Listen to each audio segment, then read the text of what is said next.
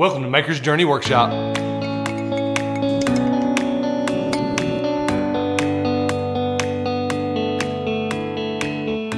Benjamin Davies, and today we're making a toilet paper holder. When we got our first gas forge, and we're finally able to start doing some work in the forge, we started working on some products that we could take to craft shows. And that fall I got to go to my uncle's house and spend a couple days forging with him, and he really cut down my time deficit for learning by showing me a few products that I could make and repeat. He was winding down from his ironwork career and was happy to share that information with me. And so that's what I'm gonna do for you. We're gonna try to do over the next 30 days with y'all. This is day 2, by the way, is share some products that you can take and sell. And the good thing about smalls, I'm a huge proponent of smalls, is it gets you the reps in. We all have grand plans of big work we wanna do in the future, and that's okay. Keep those plans. Work towards those. But how you do it, in my experience, is you start with smalls. Go to craft shows, you build relationships, and then you'll eventually get into those relationships where you're making sculptures, making gates, making rails, and go from there. You know, one thing I didn't realize about forging these smalls, and especially when you get into production work, is the reps that you're getting in. You forge a lot of this stuff and you're trying to forge it the same, you're getting some muscle memory and you get to work on those skills. I had no idea how much I was able to learn at the anvil until we got our first power hammer, and I realized how those skills transfer over. If you can't do it great at the anvil, chances are you're not gonna have the same skills to apply to the power hammer. Power hammer's great, yep, you can first day move metal really quick, but if you don't know how to use it properly, you're really not ever gonna be able to unleash its full capabilities. Chitty, chitty, chatty, chatty. Gonna talk us to death, or is he gonna forge? All right, let's get into the video. Starting stock size! 3/8 by 29 inches. I love 3/8. It's probably my favorite thing to forge starting out. It's just a good size. It's pretty robust for some of the things you're gonna do, but not so large that it's gonna wear you out.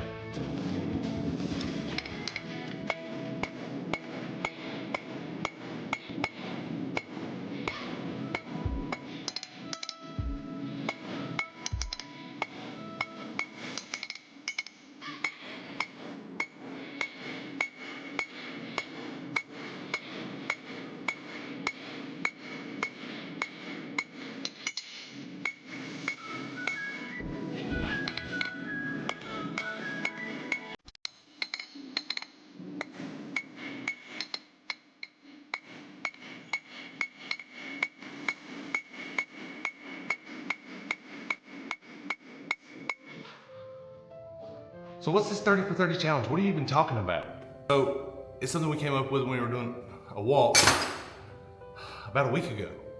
And I was just being left alone with my thoughts, and I came up with this idea, and I've not felt anything so strongly since leading into Etsy in 2020. Had a discussion with my wife. I said, I think this would be good. It would provide a lot of value, and it would help us to grow our YouTube channel. I enjoy making the videos. I enjoy reading the comments. I enjoy all of this. And what I've grown to enjoy is just sharing it more than anything. And I think that's going to provide more value to you. And I definitely receive a lot of value from it as well, because I get to share all this knowledge that I've learned through others or the hard way over 15 years. And I hope that it cuts down on your time deficit. So if you're enjoying these videos, you like the idea of these 30 videos over the next 30 days, I ask that you subscribe, and I ask that you share if you think anybody you know would enjoy them and get some value from them. Thank you so much for being here. Let's get back to the video.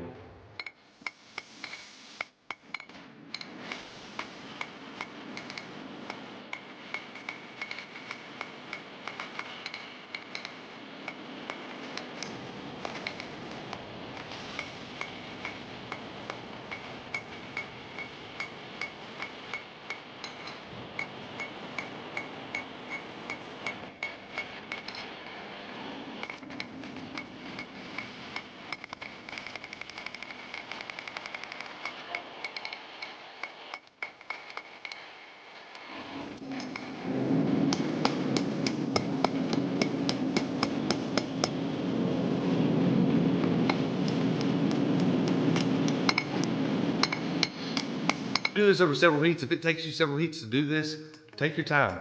It is kind of hard. You do have to have some quick hammer blows, especially when you're trying to forge that tip right there on the leaf to get it to curl back around, because if your heat's too hot right at where the stem meets the leaf, it's going to want to bend at the leaf even though you're hitting the tip. So be patient, take your time. If anything, try to isolate your heat. So put that first bend in it like we do in the shelf. I love that for that. So you're forming, again, not forging. So if you get to the point where you can feel pressure off the backside of your hammer swing, it means you're connecting to the anvil through the piece, then you're starting to actually put texture in it. You don't want that, you just want to form it. and then you put it over the edge of the anvil and form it again. And so the great thing about forming is if you do it correctly, you're not really gonna leave any tool marks.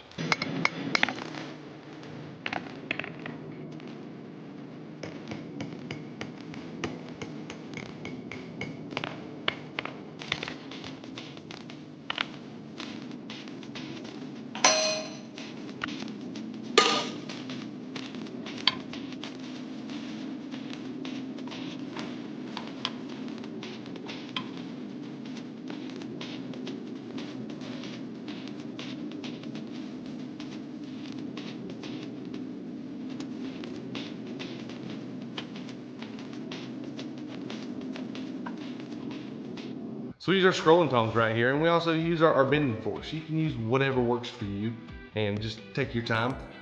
I use bending forks a lot.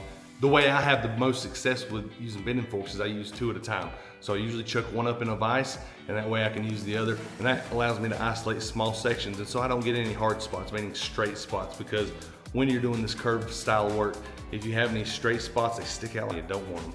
As I got a more robust set of scrolling tongs, these guys right here. My uncle actually, after that trip that we talked about in the beginning of the video, I got home, I actually forgot some things, and he sent me a package, and he sent me these guys right here. These are probably these are my favorite set of tongs. I love them.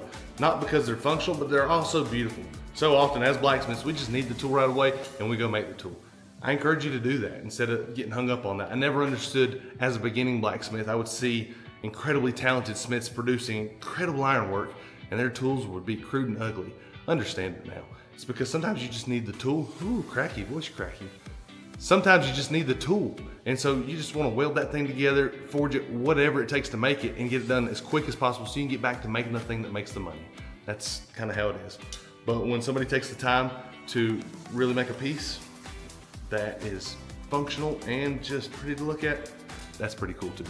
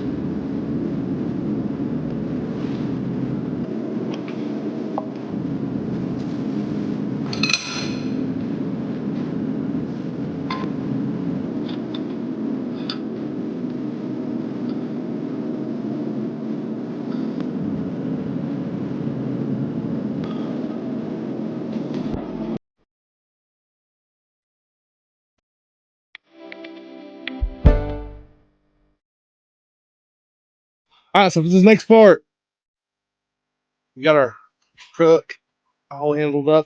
And what we did in that last part was we're just bending it down.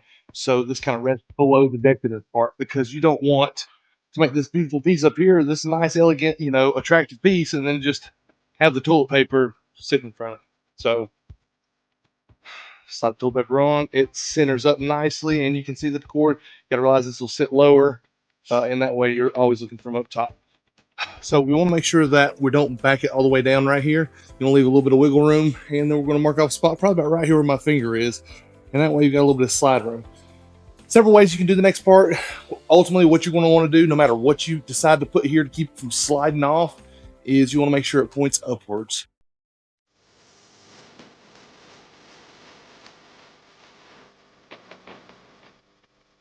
For this knot right here, you're going to want to bend it 90.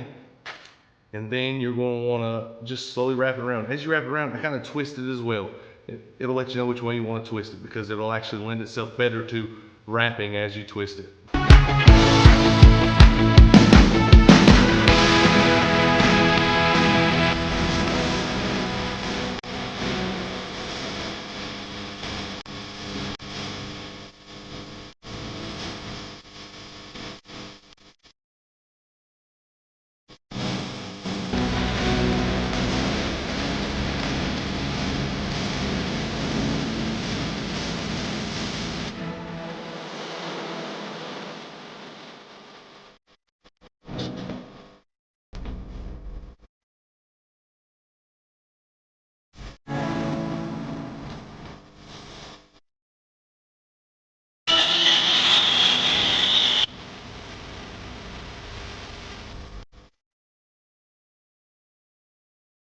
For the finish, we like to use Gilder's paste. Yep.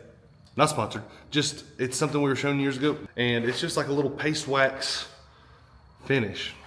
Another big trick that I learned on my own was I buy these little 1-inch brushes, and you can get them at the hardware freight store or any hardware store, and I cut them short and stubby because when it has those long bristles, it tends to want to get all over the work, and so I have the most success doing that. And we usually save them, and that way I can get several uses out of them, even though they are cheap, but I'll just knock the dust off of them whenever I go to reuse it because that paint will set up on there, and I go back to using, and it does fine. That's what works for us.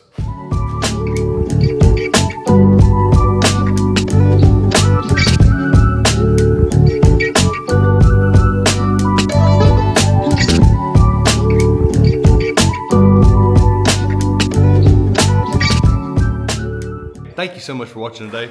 I hope you really enjoyed our video. Get out there and make some of these. You're welcome to make this design. Or I hope you're inspired to go try your own design. Even better. We're going to show you some more products over the next 30 days and some tooling on how to make those products. And that way, hopefully, if you're at all interested in wanting to make a little bit of money off your blacksmith journey, that's something you can pursue and do. It's how we got out of a job that didn't fulfill us years ago, and I'm so incredibly grateful for it. That's not a boast, it's just saying I'm so incredibly grateful for where we got. But if somebody told me this starting out that we'd have got here, I wouldn't have believed it. And so I want to share that with you because I remember watching YouTube videos and you see the thumbnail of a cool project and you go to click on that and you're like, oh, I'm gonna make this weekend in the shop. And then you'd watch the video and then they've got a lathe and they've got a mill and they've got a laser table, all this extra stuff, but there's a whole lot you can make without using any of that. It might take a little more time, but don't let the tools you don't have be your limits, because you can get it done. You can make jigs, you can make things that will do this. If you're going to make a lot of these, if you find a design that you like and you're going to make a lot of these, I highly suggest you make some jigs and tool up. Make your life easier, that way you can move on to the next thing. Anytime you can give yourself time back, you should definitely be doing that. I really appreciate y'all being here. As always, smash that subscribe button. And if you're enjoying this and you know somebody you think that might enjoy it too, please share it with them. We'd really appreciate it. See y'all tomorrow.